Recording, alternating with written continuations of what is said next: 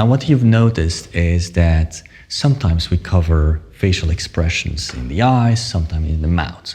Of course, all of these variations can be mixed. It can happen in the whole face at the same time. All the combinations can be combined with all others. And also, the different families of emotions, they can be mixed and blended together. So you can have anger and contempt and disgust at the same time. It's quite a tough experience. Yes. The 7 basic microexpressions are divided into families. So for example, when somebody feels disgust, like you saw, and they just feel a little bit of disgust, it could be that it's just a feeling of slight dislike, not liking it, not a preference. All of that falls into the family of disgust. So it's the very strong variation or the very low variation. So it's on both sides. All of that fits into that one family. That's important to mention because sometimes you see a very small piece of anger that actually not really anger, just somebody annoyed. Well, that's also part of the family of anger. The face is such a complicated instrument. It can show all kind of mixes and blends.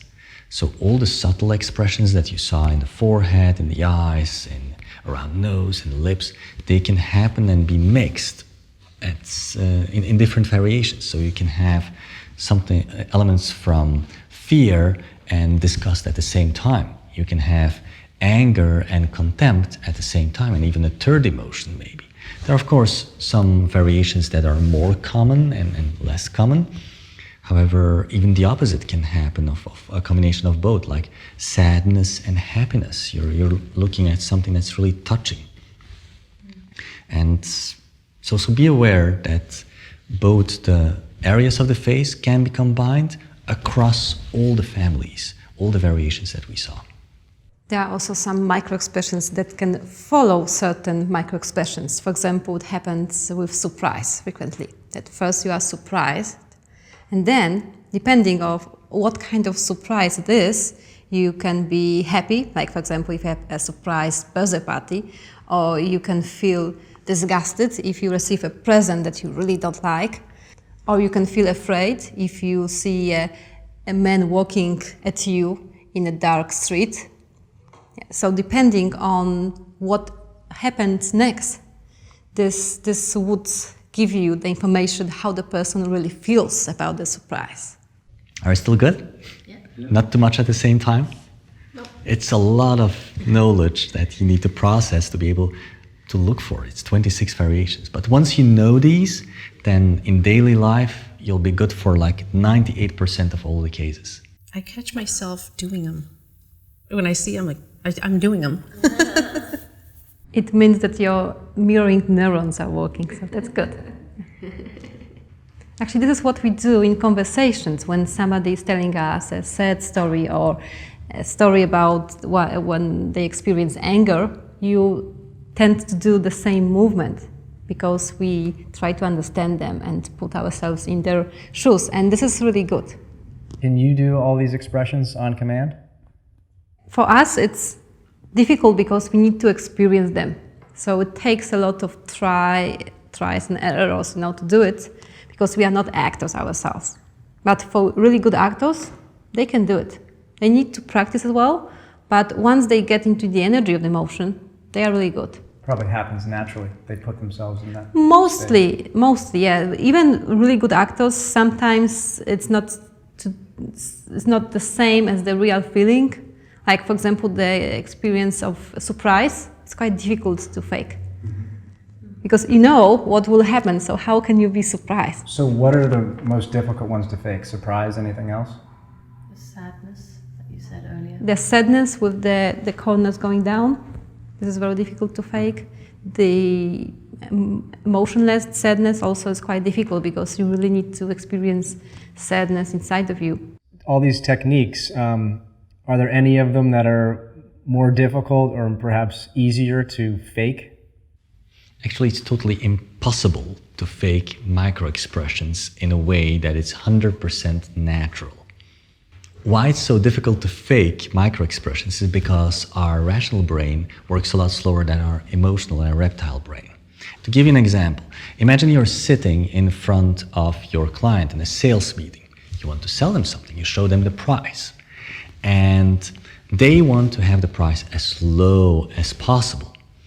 The moment that you show the price to them, their emotional brain and reptile brain will control their microexpressions.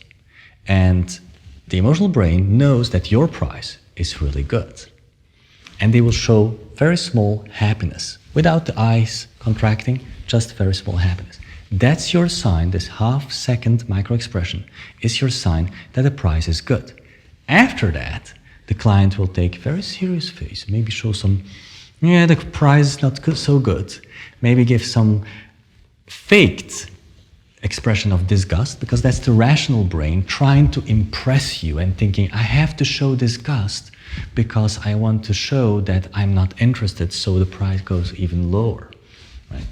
But if you can look and find those micro-expressions before the rational brain kicks in, you have a huge advantage because you saw the true emotions of your client, what they really feel, what they really think. And then they start to mask and hide it with the rational brain. But it doesn't actually count for what they truly feel. Yeah, if you imagine that your brain is a projector and whatever is happening in your limbic system, in your amygdala, you will show in your face, like on a screen. So this is what you get. First, you get this connection between the limbic system and the face. It's very quick. And then we have time for rationalizations and we can, okay, I shouldn't show this, so maybe I put a smile on my face. Or I should look that I'm not interested. But the first thing that happens is this quick connection between our amygdala and the face. This is much quicker than the rational thinking. This is something that we're going to use with the blink conversation technique later on, is the surprise element of surprising the other person on the other side of the table, so you stimulate their micro-expressions so you can discover what they really feel without even asking questions. It's a very powerful technique. We'll cover it later.